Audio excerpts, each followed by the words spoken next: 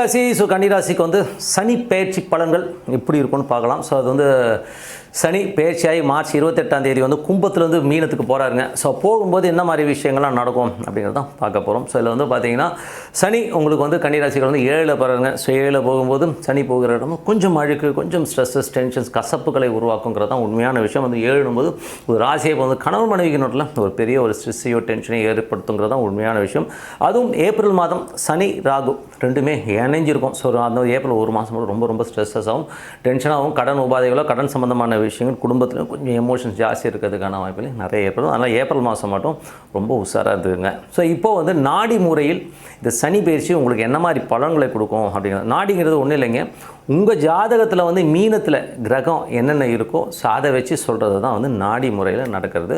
So வந்து சனி வந்து இப்போ வந்து மீனத்துக்கு வரா இல்லையா, ஸோ மீனத்தில் வந்து உங்களுக்கு என்ன கிரகம் இருக்கோ அதுக்கு தகுந்த மாதிரி பலன்கள் நடக்கும். ஸோ என்ன மாதிரி விஷயங்கள் நடக்கும் போது மீனத்தில் சப்போஸ் உங்களுக்கு சூரியன் இருக்குது. ஸோ உங்கள் ஜனகால ஜாதகத்தில் சூரியன் மீனத்தில் இருக்கும்போது அது சனி தொடும்போது என்ன மாதிரி விஷயங்கள் நடக்கும்போது சூரியன் வந்து 12ஆம் அதிபதி வந்து 7 இருக்கும்போது சுப நிகழ்ச்சிகள் ஏதாச்சும் வந்து பெரிய ஒரு ஃபங்க்ஷன் பண்ணுறேன், மேரேஜ் பண்ணுறேன்னு சொல்லிட்டு போகும்போது அதனால் ஒரு பெரிய செலவு ஏற்பட்டு அதனால் ஒரு மனக்கலக்கங்கள், ஒரு விரயங்கள், பெரிய ஒரு விரயம் நடந்துச்சு, பெருசாக வந்து செலவு பண்ணிட்டேங்க, நான் எதிர்பார்க்கவே இல்லைங்க அப்படிங்கிற மாதிரி விஷயங்கள் நடக்கும். பார்ட்னர்ஷிப் சம்மந்தமான விஷயங்களோ கொஞ்சம் பிரயாணம் போது கொஞ்சம் வந்து விரயங்கள் ஏற்படுறதுக்கான வாய்ப்பு இருக்கணும். கொஞ்சம் கவனமாக இருக்கணும். கணவன் மனைவி உறவுலையும் பார்த்தீங்கன்னா கொஞ்சம் வந்து ஒரு ஸ்ட்ரெஸ்ஸஸ் ஏற்பட்டு அவங்க கோச்சிங் போகிறது, போய் சமாதானப்படுத்துறது, இந்த மாதிரி விஷயங்கள்லாம் இருக்கும். ஸோ அதனால் கொஞ்சம் வந்து இது வந்து யாருக்கெல்லாம் சூரியன் அங்கே மீனத்தில் இருக்கும் அவங்களுக்கு கண்டிப்பாக இருக்கும். அப்போது வெறும் 4 மாதம் தான் இருக்கும். ஸோ அதனால் அதை பற்றி பெருசாக கவலை பண்ணணும்னு அவசியம் கிடையாது. அதே மாதிரி கன்னி லக்னம், கன்னி ராசிக்காரலாக இருந்து சந்திரன் உங்களுக்கு வந்து மீனத்தில் இருக்குதுன்னு வச்சுக்கோமே, அவர் வந்து 11ஆம் அதிபதி. ஸோ 11ஆம் அதிபதி 7ல் இருக்காருன்னு போது அப்போ என்ன மாதிரி விஷயங்கள் வரும், மூத்த சகோதரருக்கும் உங்களுக்கும் ஒரு டென்ஷன், ஸ்ட்ரெஸ்ஸஸ் வரும். சுப நிகழ்ச்சிகள், ஒரு பெரிய சுப நிகழ்ச்சி நடத்துகிறோம் அப்படின்ற லெவலில் வந்து கொஞ்சம் ஏடாகூடமாக ஒரு மனக்கசப்புகளும் கொஞ்சம் அதீதமாக ஒரு செலவு பண்ணி மாட்டிக்கிறதுக்கான வாய்ப்பு. அதுவும் வந்து சுப நிகழ்ச்சி திருமணம் பண்ணுறீங்கன்னா ஒரு பிரம்மாண்டமாக பண்ணுறீங்கன்னா அது போய் முதல்ல சொல்லிடக்கூடாது. ஏன்னா சனிச்சந்திரன் இணைவுனாலே ஒரு புணர்வு தோஷங்கிற ஒரு விஷயத்தை உருவாக்கும். ஸோ அதனால் வந்து நீங்கள் என்ன பண்ணணும், எதாவது பெருசாக பண்ண போகிறேன்னா நீங்கள் போய் தம்பட்டு அடிக்கணும். இன்னும் மாப்பிள்ளை தெரியுமா, இன்னும் மண்டபம் தெரியுமான்னு பெருசாக தம்பட்டு அடிக்கூடாது. அப்போது நம்ம என்ன கமுக்கமாக இருந்தணும், ஃபிக்ஸ் பண்ணிவிட்டு எல்லாம் ஃபிக்ஸ் ஆகி அதை முடித்ததுக்கப்புறம் சொல்கிறது ரொம்ப ரொம்ப நல்லது. ஏன்னா வந்து சனிச்சந்திரன் உங்களது நீங்கள் பெருசாக தம்பட்டம் அடிச்சிங்கன்னா ஸ்டாப் பண்ணிடும், அந்த சுப நிகழ்ச்சி நடக்காமல் போயிடும். அதனால் உஷாராக இருந்துங்க. சனிச்சந்திரன் நினைவு இது வந்து யாரெல்லாம் வந்து சனி வந்து சந்திரனை தொடுகிற அந்த காலகட்டம் வெறும் 4 மாதம் அது நடக்கும், அதுக்கு மேலே நடக்காது. ஸோ ஒன்றும் பெரிய ப்ராப்ளம் கிடையாது. அதுவரை கொஞ்சம் கவர்மெண்ட் இருந்துக்கணும். ஒரு ஜனனகால ஜாதகத்தில் மீனத்தில் சந்திரன் இருக்கும், இந்த பலன்கள் கண்டிப்பாக நடக்குங்க. அதே மாதிரி வந்து மீனத்தில் வந்து சப்போஸ் செவ்வாய், நீங்கள் கன்னி லக்னம் கன்னி ராசியாக வந்து மீனத்தில் வந்து செவ்வாய் உங்கள் ஜனனகால ஜாதகத்தில் இருக்குதுன்னா அப்போ என்ன மாதிரி விஷயம் வந்து அது வந்து 3 அதிபதி 7 இருக்குது. கணவன் மனைவியினால ஒரு பெரிய பிரச்சனைகள், பார்ட்னர்ஷிப்ஸ் நடுவில் வந்து ஒரு பெரிய ப்ராப்ளங்களை ஏற்படுத்தும். ஸோ அதனால் வந்து இந்த காலகட்டத்தில் வந்து ஒய்ஃப் கோச்சிக்கிட்டு போயிட்டாங்கன்னா தயவு செய்து காலில் விழுந்தோ, ஒய்ஃபோ கணவன் மனைவி 2 பேருமே கொஞ்சம் விட்டு கொடுத்து போகிறது நல்லது. ஏன்னா வந்து என்றைக்கு ஜாதகம் பார்க்குறோன்னா ஒரு மைனஸான ஒரு காலகட்டம் போது நம்ம வந்து அந்த டைமில் வந்து நியூட்ரலாவோ கொஞ்சம் கம்முன்னு இருக்கிறது ரொம்ப ரொம்ப நல்லது. அந்த டைமில் போய் ஓவராக பேசுகிறது, பஞ்சாயத்து கூட்டுறது, அடிச்சுக்கிறது, இதெல்லாம் பண்ணிங்கன்னா இது விரிசல்களை அதிகம் பண்ணிவிடும். ஸோ அதனால் அந்த மாதிரி விஷயங்கள் பண்ணாமல் இருக்கிறது ரொம்ப ரொம்ப நல்லது. கொஞ்சம் கேர்ஃபுல்லாக இருந்துக்கணுங்க. அதே மாதிரி வந்து உங்களுக்கு வந்து கன்னி லக்னம் கன்னி ராசியாக இருந்து உங்களுக்கு வந்து ராகு இருக்காருன்னு வச்சுமே, ராகு வந்து ஆல்ரெடி இந்த 6ல் இருக்காருங்க. ஸோ அவர் வந்து என்ன பண்ணுவார்னா நிறைய திருமணம் சார்ந்த உறவுகள் வந்து பெரிய பாதிப்பில் ஏற்படுத்துவார். வேலையில் வந்து ஒரு எமோஷன் ஸ்ட்ரெஸ்ஸை ஏற்படுத்துறதுக்கான வாய்ப்பெல்லாம் கொடுத்துருவார். ஸோ அதனால் ரொம்ப கேர்ஃபுல்லாக இருக்கணும். ஒரு காலகட்டங்கள் கொஞ்சம் பார்த்து நடந்துக்கணும். கடன் சம்மந்தமான விஷயங்கள், ஒரு எமோஷனான ஒரு விஷயங்கள்லாம் நடக்கும். தாய்மாமன் உறவுக்கும் உங்களுக்கும் ஒரு பெரிய டென்ஷன் வரதுக்கான வாய்ப்புலாம் கொஞ்சம் கவனமாக இருக்குது, ரொம்ப ரொம்ப நல்லது. ஸோ இதெல்லாம் வந்து பார்த்து நடந்துக்கணும். அகலகால் வைக்காமல் இருக்கிறது நல்லது. ஓகே, ஸோ அது பார்த்துக்குங்க. கன்னி லக்னம் கன்னி ராசியாக வந்து உங்களுக்கு வந்து அங்கே குரு இருக்காருன்னு வச்சுமே, உங்கள் மீனத்தில் குரு இருக்க பிறந்தவர்கள் உங்கள் ஜனனகால ஜாதகம் குரு அங்கே இருக்குன்னா அப்போ சனி மீட் ஆகிற அந்த காலகட்டத்தில் என்ன மாதிரி விஷயங்களும் 4 7ஆம் அதிபதி சுப நிகழ்ச்சிகள், கணவன் மனைவி ஒரு லேண்டு, இந்த மாதிரி விஷயங்கள்லாம் வாங்குறதுக்கான வாய்ப்புகள் நிறைய ஏற்படுத்தும். ஆனால் அது வந்து பெரிய கடனில் போய் வாங்குற மாதிரி விஷயங்கள் ஏற்படுத்தும்.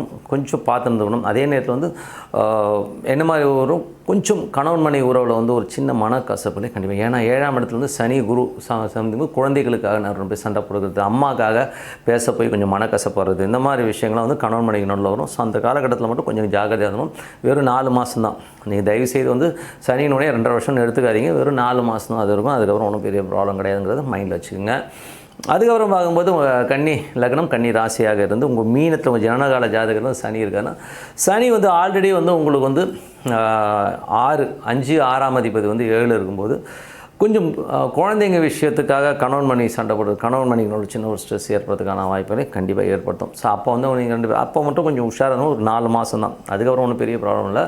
அதுக்கப்புறம் வந்து உங்களுக்கு வந்து கன்னி லக்னம் கன்னி ராசியாக இருந்து புதன் அங்கே இருக்குன்னு வச்சுமே, உங்களுக்கு வந்து மீனத்தில் புதன் இருக்குன்னா தொழில் ரீதியான விஷயங்களை ஏமாற்றப்படுவதற்கான வாய்ப்புகள் இருக்குது. ஸோ கொஞ்சம் ஜாகிரதையாக இருக்கும். அதேமாதிரி உடல் நலம் சம்மந்தம் நமக்கே வந்து உடம்பு கொஞ்சம் படுத்துறது, கணவன் மனைவினால ஒருத்தர் கிரிமினலாக யோசித்து ஏமாத்துறேன்னு சொல்லிட்டு மாட்டிக்கிறது, இந்த மாதிரி விஷயங்கள்லாம் இருக்கும்.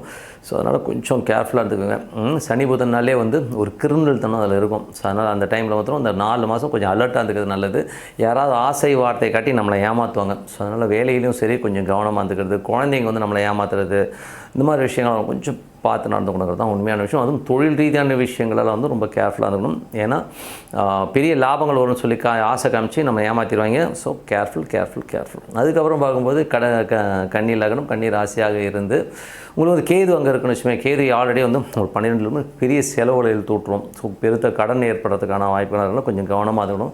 பிரயாணங்கள் ஏன்னா வெளியூர் வெளிநாடுலாம் போகிறோம்னா கொஞ்சம் பார்த்து கொஞ்சம் அலர்ட்டாக இருந்துக்கணும். லீகல் சம்மந்தமான விஷயங்கள்லாம் கொஞ்சம் கேர்ஃபுல்லாக இருக்கும். ஏன்னா எவனாச்சும் வந்து கேஸ் போட்டு நம்மளை அலைய விடுறது, இந்த மாதிரி விஷயங்களும். ஸோ அங்கே கேது இருக்குன்னா அப்போ சனி கேதுவை தொடுகிற அந்த காலகட்டத்தில் கொஞ்சம் உஷாராக இருந்துக்கணும். ஏன்னா வந்து 12 கேது இருக்கும்போது சட்ட ரீதியாக ஆக்ஷன் எடுத்து நம்மளை உள்ள வைக்கிறது, இந்த மாதிரி ஏதோ ஏடாவிடவும் மாட்டோம். ஸோ அதனால் கொஞ்சம் கேர்ஃபுல்லாக இருந்துங்க. கணவன் மனைவி உறவில் வந்து கொஞ்சம் நீங்கள் வந்து வீட்டுக்கே ஸ்பெண்ட் பண்ணுறதில்ல அப்படிங்கிற மாதிரி விஷயங்களாக இருக்கும். ஸோ அதனால் கொஞ்சம் கேர்ஃபுல்லாக இருந்தது ரொம்ப நல்லது. கன்னி லக்னம் கன்னி ராசியாக வந்து சுக்கிரன் அங்கே இருக்குன்னு வச்சுமே, சுக்கிரன் வந்து உங்களுக்கு 2 9ஆம் அதிபதி வந்து அங்கே வந்து 7 இருக்கும்போது அப்பா சார்ந்த உறவுகளால் ஒரு நல்ல பணம் வருது, பெரிய பணம் வர்றதுக்கான வாய்ப்புகளை கண்டிப்பாக ஏற்படுத்தும்.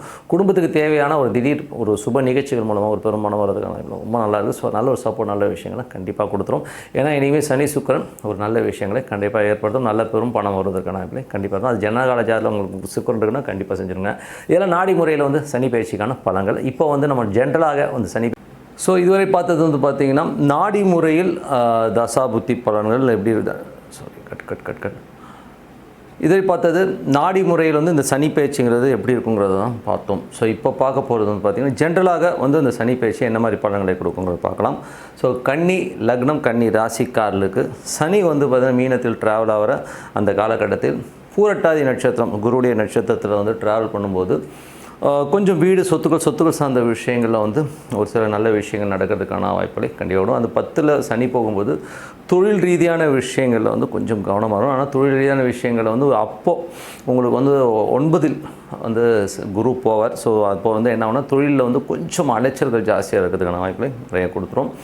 அதுக்கப்புறம் பார்க்கும்போது எப்போதுமே சொல்கிறதா இப்போ வந்து சனி ராகு ஒன்றா அந்த ட்ராவல் ஆகிற அந்த ஒரு காலகட்டம். ஸோ அது வந்து பார்த்தீங்கன்னா ஏப்ரல் மாதம் முழுவதும் இருக்கிறதுனால அந்த டைமில் வந்து ரொம்ப ஜாக்கிரதையாக இருக்கணும்.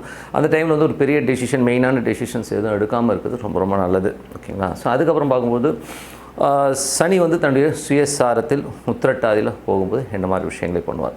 ஸோ உத்திரட்டாதி என்பது அவருடைய சுயச நட்சத்திரத்தில் போகும்போது உங்களுக்கு வந்து 5 6 ஸோ 5 6ஆம் அதிபதி 7ல் இருக்கும்போது கணவன் மனைவிக்கு நடுவில் நிறைய ஒரு டிஃப்ரென்ஸ் ஆஃப் ஒப்பீனியன் வரும்.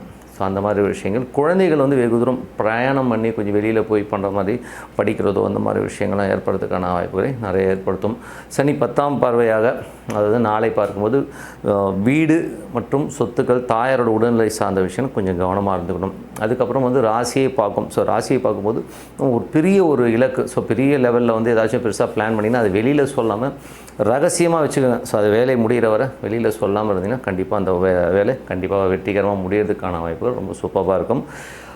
அதுக்கப்புறம் பார்க்கும்போது அவர் வந்து 3ஆம் பார்வை. ஸோ 3ஆம் பார்வையாக ரிஷபத்தை பார்ப்பார். ஸோ ரிஷபத்தை பார்க்கும்போது சனி குருவை பார்க்கும்போது வெளிநாட்டில் உள்ளவர்கள் வந்து ஒரு பெரிய வளர்ச்சி கிடைக்கிறதுக்கான வாய்ப்புலாம் ரொம்ப நல்லாயிருக்கும். அதே காலகட்டத்தில் தந்தையாருடைய உடல்நலம் சார்ந்த விஷயங்களும் கொஞ்சம் கவனமாக இருக்கணுங்க. மேற்படிப்பு தொழில் ரீதியான படிப்புகளுக்கெல்லாம் வந்து ரொம்ப சூப்பராக இருக்கும். ஸோ தந்தையுடைய உடல்நலம் சம்மந்தமான விஷயங்களை மட்டும் கொஞ்சம் கவனமாக இருக்கணும். மற்றபடி வேறு ஒன்றும் ப்ராப்ளம் இல்லைங்க.